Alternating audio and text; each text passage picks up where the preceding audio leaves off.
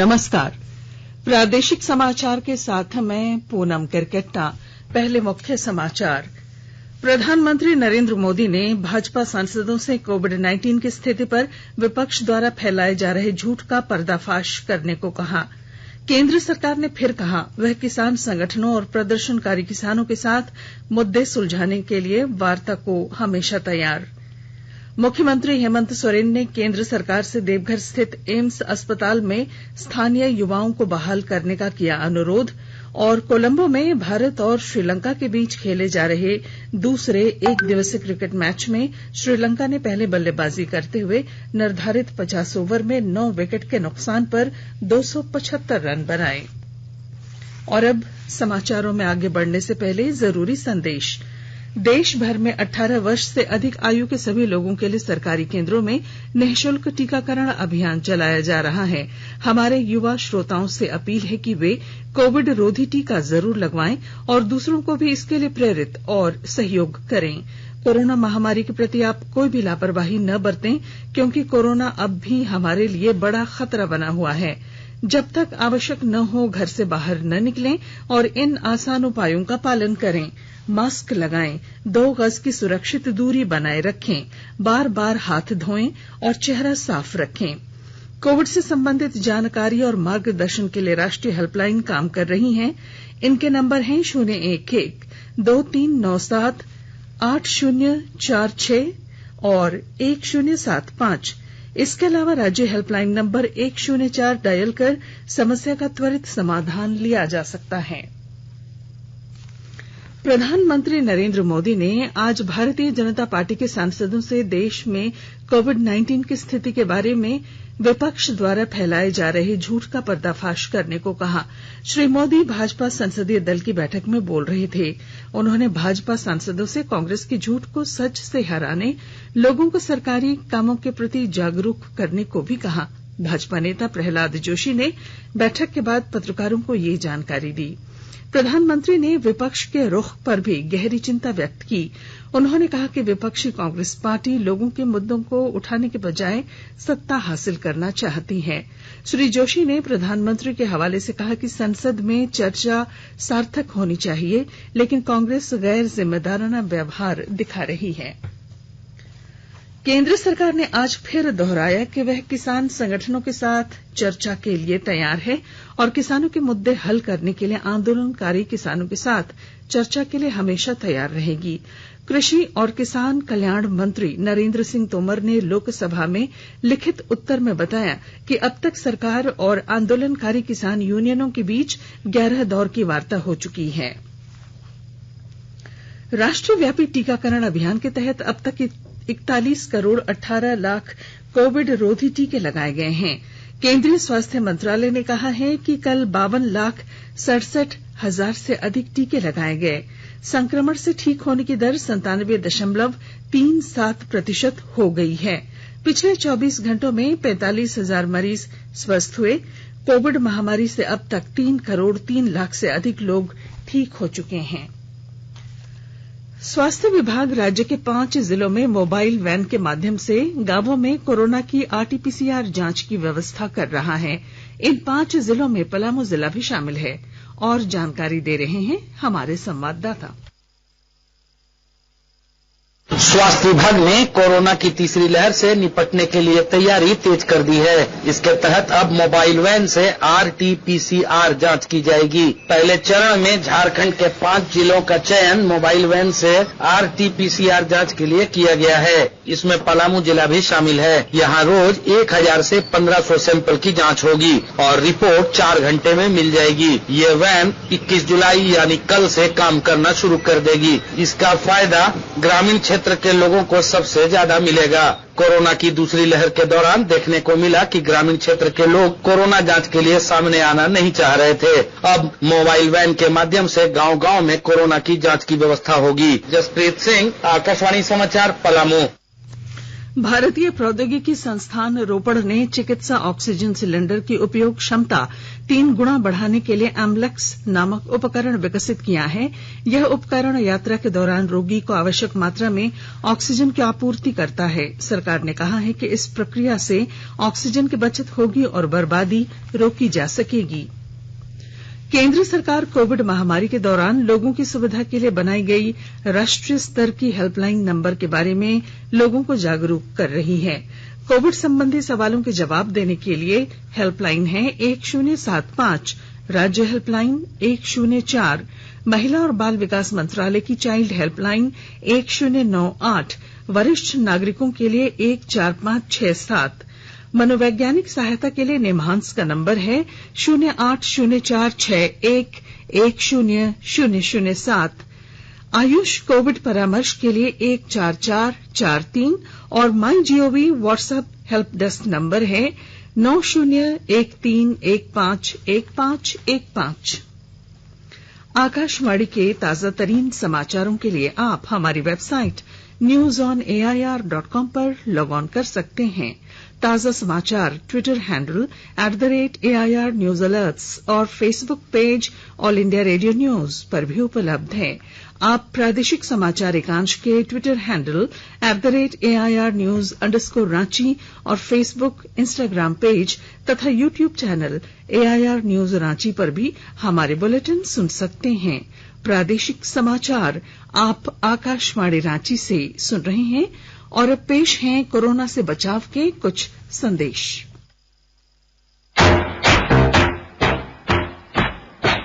चलो एक शुरुआत करें, चलो एक फैसला आज करें, मास्क नहीं तो टोकेंगे, कोरोना को रोकेंगे, चलो एक वादा करते हैं, चलो कुछ वादा करते हैं, मास्क नहीं तो टोकेंगे, कोरोना को रोकेंगे।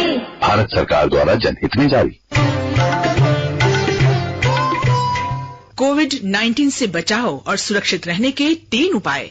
मास्क लगाएं, 2 गज दूरी है जरूरी, सुरक्षित दूरी रखें, हाथ और मुंह साफ रखें। प्रादेशिक समाचार में आपका फिर स्वागत है। मुख्यमंत्री हेमंत सोरेन ने केंद्रीय स्वास्थ्य मंत्री मनसुख मांडविया को पत्र लिखकर देवघर जिले में स्थित एम्स अस्पताल में स्थानीय युवाओं को बहाल करने का अनुरोध किया है। मुख्यमंत्री ने पत्र में बताया है कि राज्य में Jharkhand state employment of local candidates bill 2021 लाया गया है। इसके तहत निजी क्षेत्र में 75% नौकरी स्थानीय लोगों को देने का प्रावधान है।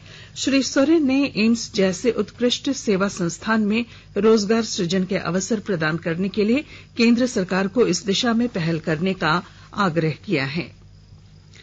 गिरिडीह जिले में पुलिस ने 2 अलग अलग चोरी के मामलों में 5 अपराधियों को गिरफ्तार किया है। नगर थाना क्षेत्र से ट्रक समेत छड़ गायब करने वाले 3 अपराधियों को गिरफ्तार कर लिया गया है। बिहार के जमुई के घाटों से ट्रक बरामद किया गया, जबकि गिरिडीह के जमुआ थाना क्षेत्र से छड़ बरामद की गई। वहीं एक अन्य मामले में जिले के पचंबर थाना क्षेत्र से चोरी की गई मोटरसाइकिल के साथ 2 लोगों को गिरफ्तार कर लिया गया है।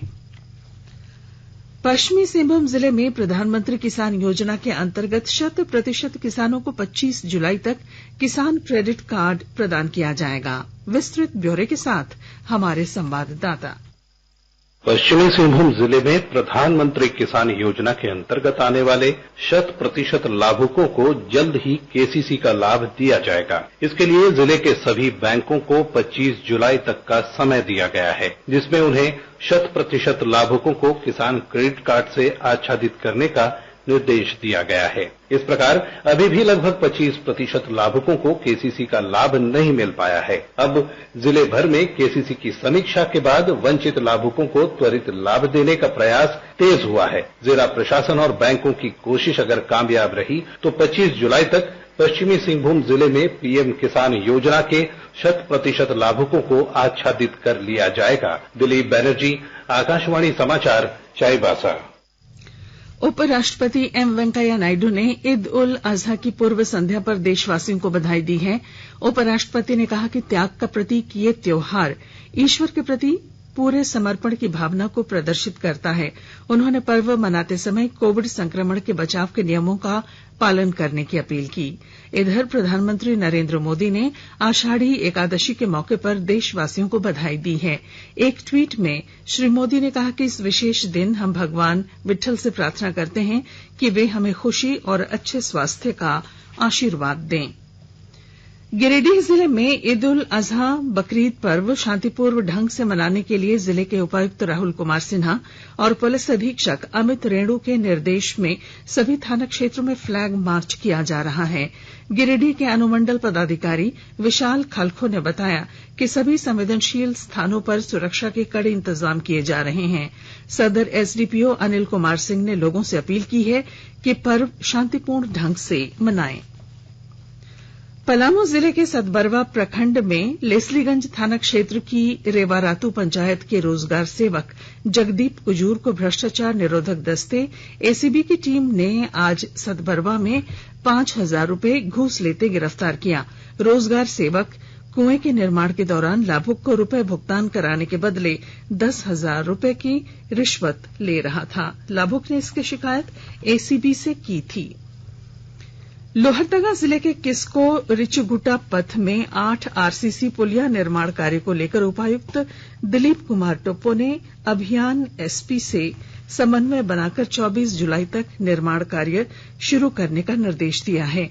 उपायुक्त ने आज कहा कि 1 महीने के भीतर सभी लंबित 8 पुलियों का निर्माण कार्य पूरा किया जाए। पलामू में छात्र संगठन एआईएफएफ ने मंगलवार को अपनी 5 सूत्री मांगों को लेकर नीलांबर पीतांबर विश्वविद्यालय का घेराव किया। संगठन ने जीएलए कॉलेज और गढ़वा के नामधारी कॉलेज में नैक एक्रेडिटेशन के समय वित्तीय अनियमितता बरतने का आरोप लगाया है। सरायकेला खरसावां में घुरती रथ यात्रा के साथ पारंपरिक रथ महोत्सव आज संपन्न हो गया। पुजारी ब्रह्मदेव महापात्र ने बताया कि भगवान जगन्नाथ 3 महीने के लिए शयन मुद्रा में होते हैं और इन 3 महीनों में शुभ कार्य नहीं होंगे। जामताड़ा जिले में कोरोना जांच और टीकाकरण अभियान जारी है। पिछले 24 घंटों के अंतराल में 1,687 नमूनों का संग्रह जबकि 1,133 नमूनों की जांच की गई। इस दौरान एक भी संक्रमित की पुष्टि नहीं हुई। वहीं लोगों को टीकाकरण के लिए जागरूक भी किया जा रहा है। और अब अंत में क्रिकेट। कोलंबो में भारत और श्रीलंका के बीच खेले जा रहे दूसरे एक दिवसीय मैच में श्रीलंका ने टॉस जीतकर पहले बल्लेबाजी करते हुए निर्धारित 50 ओवरों में 9 विकेट खोकर 275 रन बनाए। जीत के लिए भारत को 276 रन बनाने होंगे। श्रीलंका की ओर से चरित असलंका ने सर्वाधिक 65 रन बनाए। वहीं अविस्का फर्नांडो ने 50 रन बना लिए। और अब बुलेटिन के आखिर में मुख्य समाचार एक बार फिर। प्रधानमंत्री नरेंद्र मोदी ने भाजपा सांसदों से कोविड-19 की स्थिति पर विपक्ष द्वारा फैलाए जा रहे झूठ का पर्दाफाश करने को कहा। केंद्र सरकार ने फिर कहा वह किसान संगठनों और प्रदर्शनकारी किसानों के साथ मुद्दे सुलझाने के लिए वार्ता को हमेशा तैयार। मुख्यमंत्री हेमंत सोरेन ने केंद्र सरकार से देवघर स्थित एम्स अस्पताल में स्थानीय युवाओं को बहाल करने का किया अनुरोध। और कोलंबो में भारत और श्रीलंका के बीच खेले जा रहे दूसरे एक दिवसीय क्रिकेट मैच में श्रीलंका ने पहले बल्लेबाजी करते हुए निर्धारित 50 ओवर में 9 विकेट के नुकसान पर 275 रन बनाए। और इसके साथ ही आकाशवाणी रांची से प्रादेशिक समाचार का ये बुलेटिन समाप्त हुआ। नमस्कार। घर में रहिए, सुरक्षित रहिए और सुनते रहिए आकाशवाणी।